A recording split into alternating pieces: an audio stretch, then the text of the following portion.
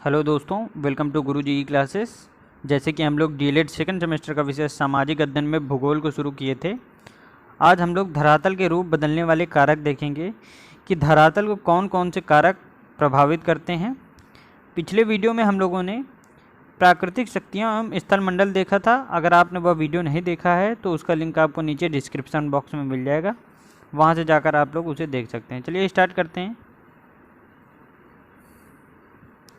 धरातल के रूप बदलने वाले कारक। धरातल को दो बल प्रभावित करते हैं। सबसे पहला आंतरिक बल और दूसरा बाह्य बल।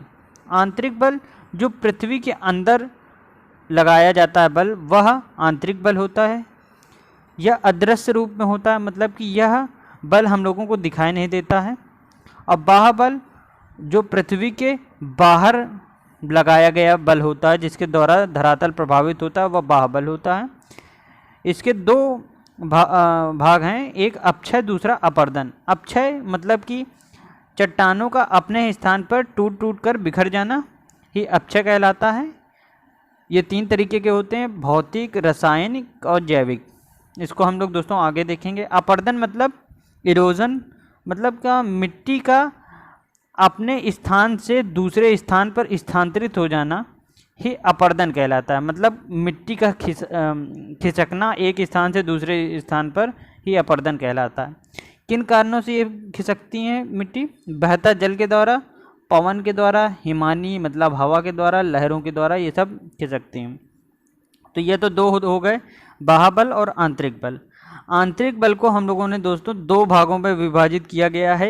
एक दीर्घकालीन या पटल विरूपणी बल जिसे कहा जाता है, और दूसरा आकस्मिक बल। आकस्मिक बल को हम लोग आगे देखेंगे, जो दो तरीके के होते हैं, ज्वालामुखी और भूकंप।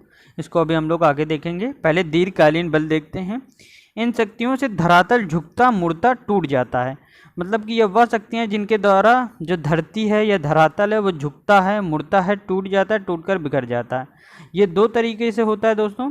पहला लंबवत, दूसरा क्षैतिज। जो लंबवत होता है उसको कहा जाता है महाद्वीपीय निर्माणकारी बल। इसको लंबवत संचलन होता है, महाद्वीपीय निर्माण। और जो क्षैतिज रूप से संचलन होता है उसको पर्वत निर्माणकारी बल कहा जाता है। अब जैसे कोई महाद्वीप है, ये देखिए उदाहरण लेंगे, ये महाद्वीप है। इस महाद्वीप में अगर कुछ निर्माण हो रहा है, कुछ बन रहा है, उठाव हो रहा है, तो उसको ऊपरमुखी कहते हैं। और अगर उसी महाद्वीप में धसाव हो रहा है, मतलब कि उत्थान हो रहा है, तो उसको उदयमुखी कहते हैं। तो दो तरीके के महाद्वीपीय निर्माणकारी बल होते हैं, ऊपरमुखी और उदयमुखी। ये हम लोगों ने देख लिया। ये तो हो गई महाद्वीप से रिलेटेड बात। पर्वत के बारे में, जो पर्वत निर्माणकारी बल होते हैं वो क्षैतिज रूप से संचलन करते हैं। यह पर्वतों के निर्माण में सहायक होते हैं। ये पर्वत निर्माणकारी बल पर्वतों के निर्माण मतलब पर्वत बनाने में ये सहायक बल होते हैं। ये दो तरीके के होते हैं, दबाव मूलक मतलब वलन एक होता है, एक दूसरा भंसन होता है। वलन क्या होता है? वलन दबाव मूलक बल द्वारा चट्टानों में परतें मुड़ जाती हैं या सिकुड़ जाती हैं, उनको वलन कहते हैं। और भंसन होता है जब चट्टानों में तनाव अधिक हो जाता है, जिसके कारण वो छोटे छोटे टुकड़ों में बिखर जाती है, उसको भंसन कहते हैं। तो सबसे पहले हम लोग देखेंगे दबाव मूलक बल। दबाव मूलक बल यह आंतरिक बल होता है, मतलब कि पृथ्वी के अंदर लगाया गया बल। और यह क्षैतिज संचलन द्वारा पड़ता दबाव होता है, मतलब कि यह क्षैतिज रूप से पड़ता है और दबाव होता है। जैसे कि एग्जांपल लेंगे, कोई वस्तु है, उस पर अगर आप हथौड़े से मारेंगे तो उस पर दबाव पड़ेगा, जिसके कारण से वह टूट जाएगा। उसको हम लोग दबाव मूलक बल कहेंगे, ठीक है, जिस दबाव के कारण वो वस्तु टूट जाएगी। और तनाव बल देखते हैं। तनाव बल होता है क्षैतिज बल जब विपरीत दिशाओं में क्रियाशील लगता है। मतलब कि एक उदाहरण लेंगे कि यह पेपर है और आप और आपका दोस्त दोनों लोग अपोजिट दिशा मतलब कि विपरीत दिशा पर उसको खींच रहे हैं, जिसके कारण से उस पर क्या पड़ेगा? तनाव पड़ेगा। और तनाव के कारण वह बीच से फट जाएगा, तब वो तनाव बल हो जाता है। तो जो दबाव मूलक बल होता है उससे वलन होता है, और जो तनाव बल होता है उससे भंसन होता है। तो वलन दबाव मूलक बल के कारण चट्टानों की परतें मुड़ या सिकुड़ जाती हैं, उसको हम लोग वलन कहते हैं। और भ्रंशन जो होता है, भ्रंशन जब चट्टानों में तनाव अधिक हो जाता है तो भ्रंशन कहलाता है। मतलब कि यह कोई चट्टान है, इस पर तनाव पड़ा जिसके कारण से यह ऊपर से नीचे की ओर हो गई, या ऊपर उत्थान हो गया, या नीचे ऊपर उठाव हो गया, या नीचे धसाव हो गया, तो वह भ्रंशन होता है। दबाव में लहरनुमा मोड़ पड़ जाते हैं, और जो ऊपर का भाग होता है वलन के उसको अवनति कहते हैं, और जो नीचे का भाग होता है धंसा हुआ भाग उसको अभिनति कहते हैं वलन में। अब भ्रंशन के भी दो प्रकार होते हैं, भ्रंशन घाटी रिफ्ट वैली मतलब, और दूसरा भ्रंशोत पर्वत। तो भ्रंशोत पर्वत और भ्रंशन घाटी को हम लोग अभी देखते हैं दोस्तों।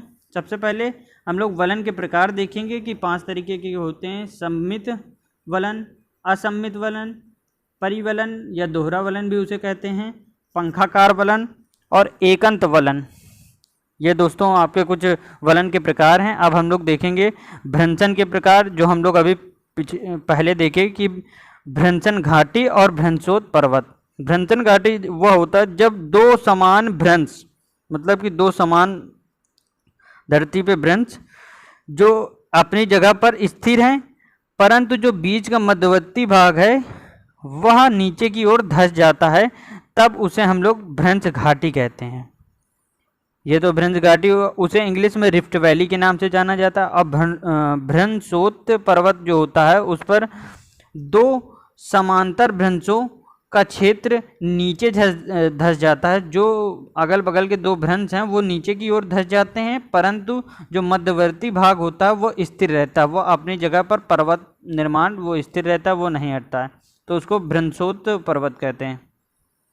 ये हो गया आपका दोस्तों भ्रंश घाटी और भ्रंशोत पर्वत। अब हम लोग देखते हैं आकस्मिक बल। आकस्मिक बल दो तरीके के हम लोगों ने जैसे पढ़ा था, भूकंप और ज्वालामुखी। तो सबसे पहले भूकंप को देखेंगे।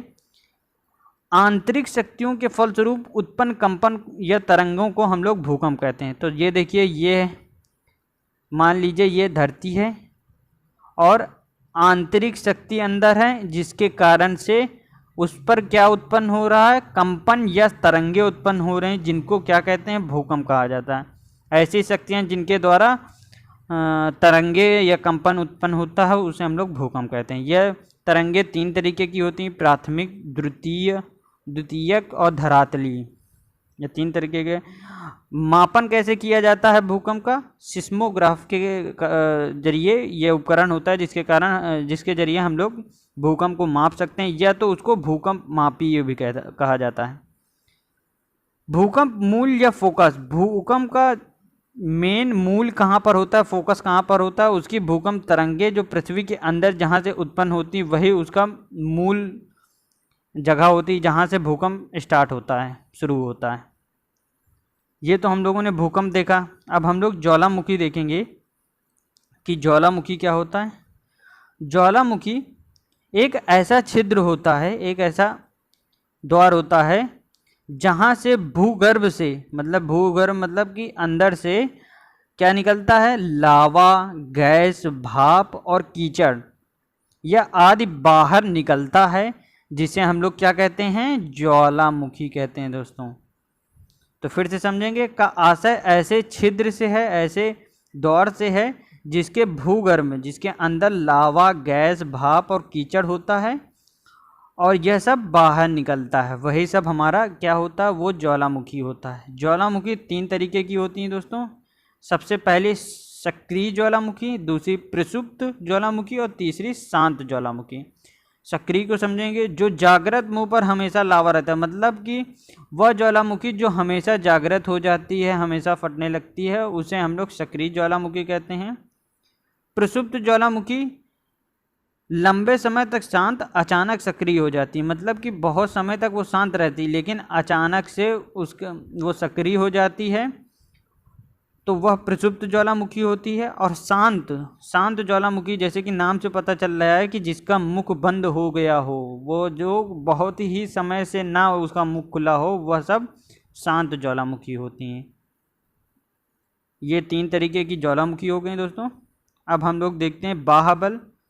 जो हम लोगों ने पहले देखा। तो बाह्य बल दो तरीके के, अपक्षय अपर्दन। अपर्दन में हम लोगों ने समझ लिया था कि मिट्टी का खिंचाव, खिसक जाना, अपने एक स्थान से दूसरे स्थान में स्थानांतरित हो जाना अपर्दन कहलाता है। तो अपर्दन में ज़्यादा क्वेश्चन पूछे नहीं जाते। अपक्षय हम लोग देख लेते हैं। अपक्षय वह शक्तियाँ जो अपने स्थान पर रहकर कार्य करती हैं, मतलब कि अपना स्थान नहीं छोड़ती हैं वो शक्तियाँ, और जिनके कारण चट्टान अपने ही स्थान में, एक ही स्थान पर, जैसे ये स्थान है, अपने स्थान पर रह करके वो छोटे छोटे टुकड़ों में टूट करके बिखर जाती हैं, जिसे हम लोग अपक्षय कहते हैं।